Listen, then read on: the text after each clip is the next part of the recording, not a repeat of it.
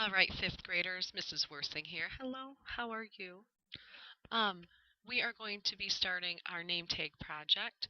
And to get to our name tag project, to start it, we need to open the template. So some things on my screen may look different than yours because I'm sitting at the teacher desk, but this does look the same. We go up to the icon that says My Computer. You're going to double click on it. And again, mine might look a little different than yours. I have a few more different drives available on my computer. We're going to go to the Shared All on McGuire. That's the S drive. S is in Super Worsing. Double click. You're going to find fifth grade computers. Double click. And you're going to find your class. So I'm going to click on Mrs. Northrup's class, and I am looking for the name tag template. So I see that Katie B has done hers, David J has done his, and I like how they were saved with their first name and last initial. Great job. I'm looking for the name tag template. So I see some were added on there. And there's your name tag template. That's me. That's from Wacky Crazy Wednesday last year.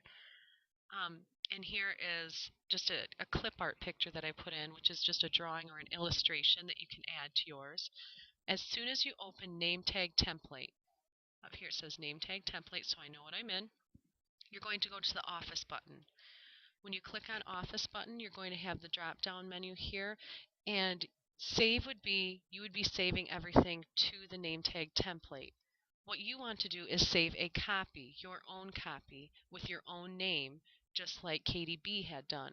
So you're going to go to Save As, which saves a copy, and you can pick out where you're going to save that. So if I'm in Mrs. Northrup's class, I'm going to save it in a Northrup folder. And I'm going to save it just like my classmates did. Name tag, and then I'm going to get rid of the word template, and I'm going to put Mrs. Worsing. Okay? So now I have name tag Mrs. Worsing. Once I press save, I know that it changed it and saved a copy because it says name tag Mrs. Worsing up here. That changed from template to Mrs. Worsing, the way that I just saved it. Now when you come over here, you can click on your name, highlight it, and you can start typing your name on here. Let's pretend your name's Bob McBurger. So you can change the name there.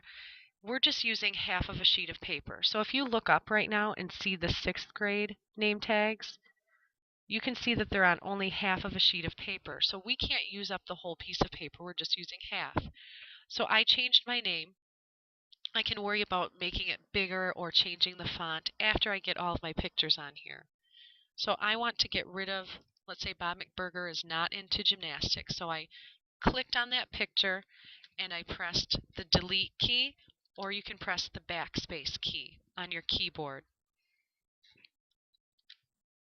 You want to get rid of this picture, and you want to insert a different clip art picture. So let's say I want to search for pizza.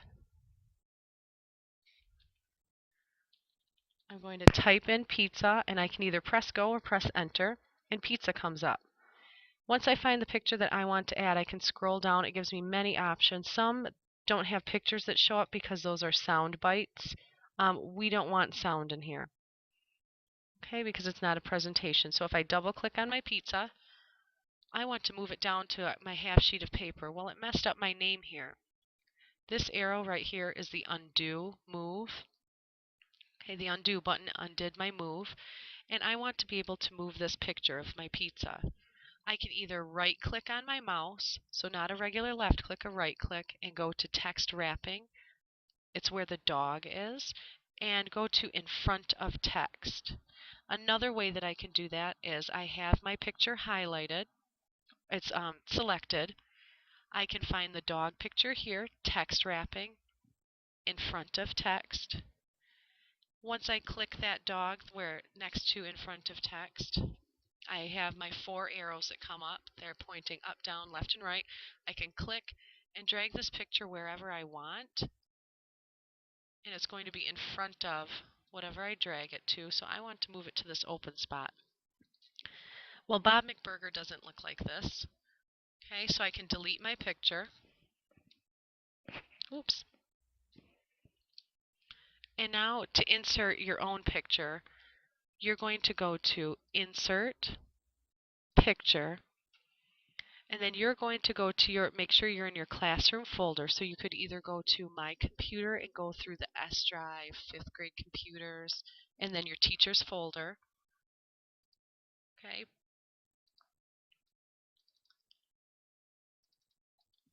Or I can click on my pictures here. And if I'm going to add my picture here, this is Lauren. We'll pretend she's Bob McBurger today. And I have an arrow pointing diagonally. If I click, once that arrow comes up, I can shrink my picture up. And now I have to select it, and I have to get it in front of text to be able to move that picture. Right now I'm not able to move it. I'm clicking and dragging. So I can either right-click again, find the dog where it says text wrapping, woof, and then I can go to in front of text. Or my second option is coming up to the toolbar, look for the dog, text wrapping, in front of text, and now I should be able to move Lauren's picture down to the bottom half of the page. You can add for your name tag, I want your picture, and you can add 2 clip art pictures. So if you find another clip art picture, you can click on it. I added volleyball. I can make it smaller by going to the corner to make it smaller. If I go in the middle here, it's just going to kind of smash it. Undo. So I want to go to the corner and shrink up that picture. And now I want to go to my text wrapping, in front of text, click and drag. If you want to change your font, I would select my font, my name here, Bob McBurger, and I can come up here to the font area. There's an arrow pointing down. This is my drop box, and it even shows what the text looks like. Now I need to be able to read your name, so try to pick something that I can read. So some of them, it's very difficult to read. Okay? I just need to be able to read it. Some are symbols, but it shows you the preview here, and you can scroll down through this. So let's say I pick this one. I can make it bold. I can make it larger. I can make it larger this way. It tells me it's at 48, but I can also click these arrows, the big A to grow font, and this one, the smaller A, to shrink font. I can change the color by coming back up to my font and choosing a different color, and it previews it to me. So just make sure you have something dark enough to see. So the yellow's a little too light, especially if your class is going to print on yellow paper.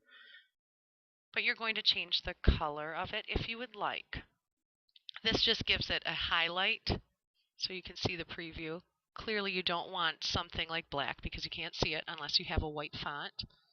This might be too big. And then you're going to make sure that you want to save it. Okay, this picture of the file, the disk, is the save.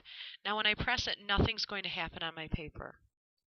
I press it, and for 1 second, an hourglass came up. It's saved. I don't want to go to Save As because that's going to ask me to save a copy of this. I already have it saved as Mrs. Worsing's name tag, so all I need to do is save. So I can do that by pressing this picture of the disk, or I can go to the Office menu and press Save. And you won't print until you get my permission. I have to make it sure it's half sheet of a paper. So make sure you raise your hand and let me know when you're ready to print once everything is set up on your paper. Thank you. Have a good day.